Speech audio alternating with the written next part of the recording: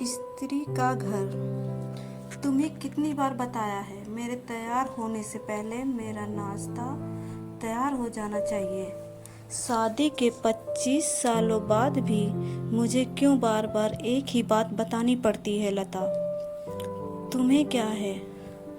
तुम तो आराम से घर पर रहोगी, मुझे काम पर जाना पड़ता है। तुम हो कि हमेशा बेवकूफ़ों जैसी हरकत करती हो। अगर तुम यह जानबूझकर करती हो तो याद रखना, मुझसे बुरा कोई नहीं होगा। आज भी प्रशांत का पारा चढ़ा हुआ था। इन कटु शब्दों में अपना गुस्सा उतारते हुए, गीला तौलिया कुर्सी पर फेंकते हुए प्रशांत गुस्से से लता की तरफ देखने लगा। लता के लिए प्रशांत का यह बेवजह का गुस्सा कोई नई बात नहीं थी। वह महीने में 3-4 बार ऐसे ही लता पर बरस पड़ता था। पहले पहले लता उसका विरोध किया करती थी, लेकिन जब कई सालों तक प्रशांत में कोई बदलाव नहीं दिखा तो लता ने खुद को ही बदल दिया। अब प्रशांत के कुछ भी कहने से लता को कोई फर्क नहीं पड़ता था।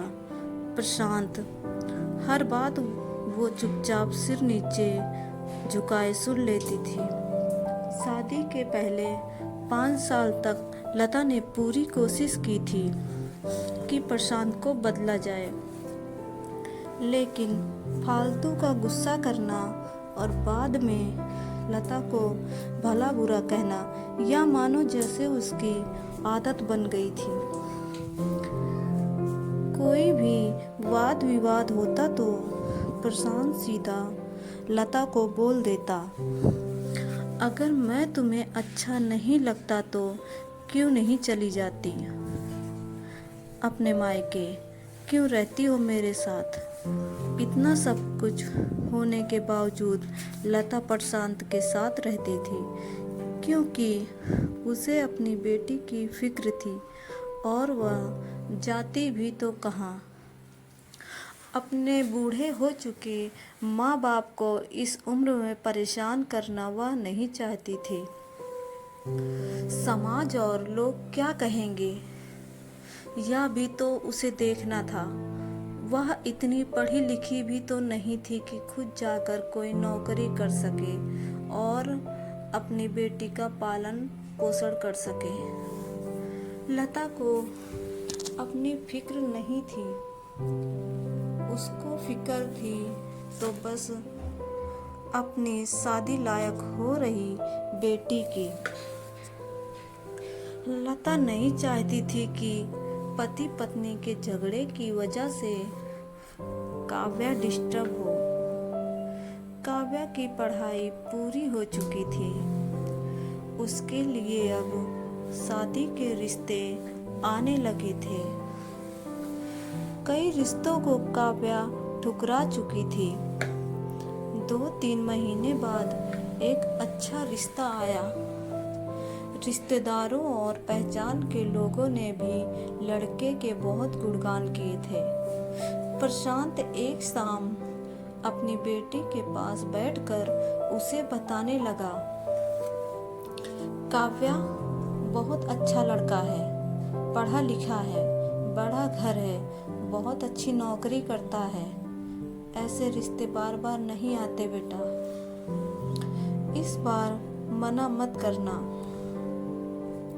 काव्या अपने पिता से ज़्यादा बात नहीं करती थी, शायद डरती थी या शायद नफरत करती थी, लेकिन आज वो अपनी पूरी हिम्मत इकट्ठा कर बोली, मुझे अभी शादी नहीं करना है पापा, मैं नौकरी करना चाहती हूँ, खुद अपने पैरों पर खड़ी होना चाहती हूँ।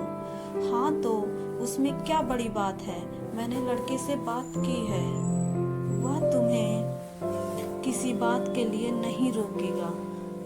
तुम शादी के बाद भी नौकरी कर सकती हो, वह तुम्हें नौकरी के लिए परमिशन दे देगा। प्रशांत बोला, मेरी नौकरी करना या ना करना उसकी परमिशन पर क्यों डिपेंड करेगा पापा? काव्या ने पूछा। मैं कह रहा हूँ ना, तुम्हें किसी भी चीज़ की कमी नहीं होगी वहाँ। ऐसे रिश्ते बार बार नहीं आते, इसे ठुकरा मत, बहुत खुश रहोगी तुम वहाँ। प्रशांत बोला, पापा क्या मैं उतनी ही खुश रहूँगी जितनी मम्मी इस घर में खुश है? काव्या ने तंज कसते हुए कहा। आज तुम्हारी जबान कुछ ज़्यादा नहीं चल रही? प्रशांत गुस्से से आंखें बड़ी करते हुए बोला, पापा मुझे शादी ही नहीं करनी है, क्योंकि शादी के बाद अगर वह लड़का आपके जैसा निकला तो मैं क्या करूँगी? मुझे आपके जैसा जीवन साथी नहीं चाहिए, जो बिना बात के मुझ पर हमेशा चिल्लाए। मुझे कुछ भी अपने पसंद का लेना हो तो 10 बार सोचना पड़े, कहीं वह नाराज ना हो जाए। मेरी तबीयत कैसी भी हो, उसे परवाह ना हो। रोटी थोड़ी सी मोटी बन जाए तो घर सर पर उठा ले। उसकी चेक बुक ना मिले तो भी मेरा ही दोष निकाले, और हर छोटी मोटी बात पर मुझे मायके जाने के लिए कहे। काव्या ने अपना दिल खाली करते हुए पापा से सब कह दिया।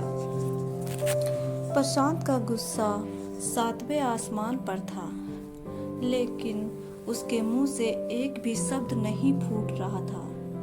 वो काव्या की बातें सुन रहा था। काव्या उतना ही बोलकर चुप नहीं हुई। आज पहली बार वह अपने पापा के सामने इतना कुछ बोल रही थी। पापा, आपने माँ के साथ हमेशा गलत व्यवहार किया है।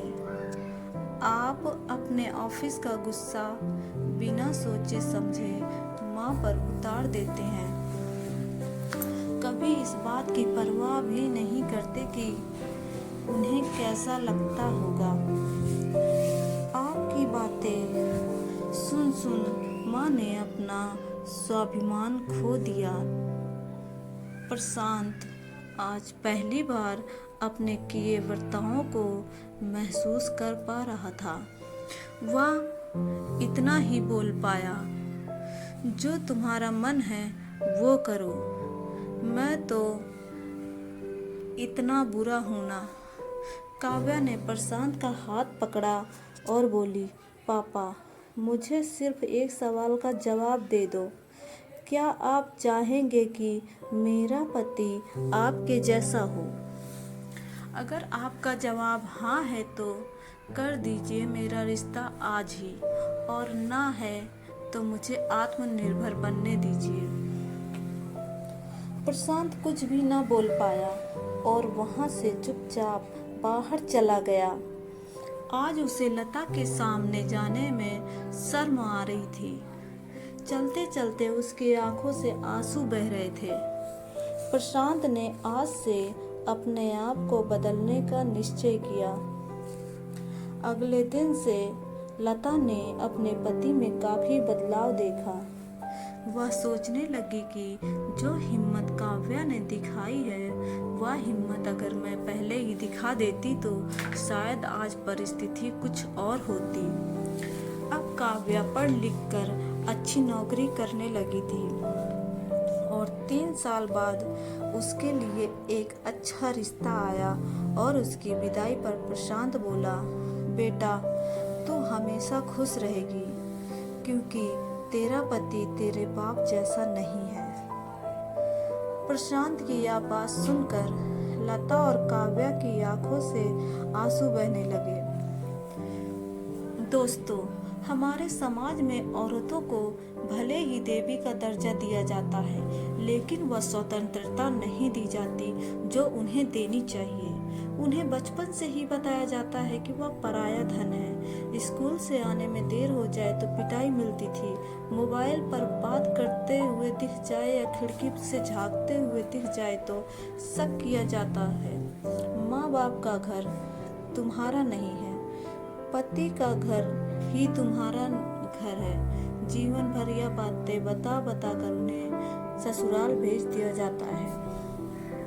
और एक दिन किसी छोटे मोटे झगड़े में ससुराल वालों से उन्हें सुनना पड़ता है कि इस घर को छोड़ दो और मायके चली जाओ। अब आप ही बताओ दोस्तों, ऐसी स्त्रियों का सच्चा घर कौन सा है? आखिरकार वह किस घर को अपना कहें?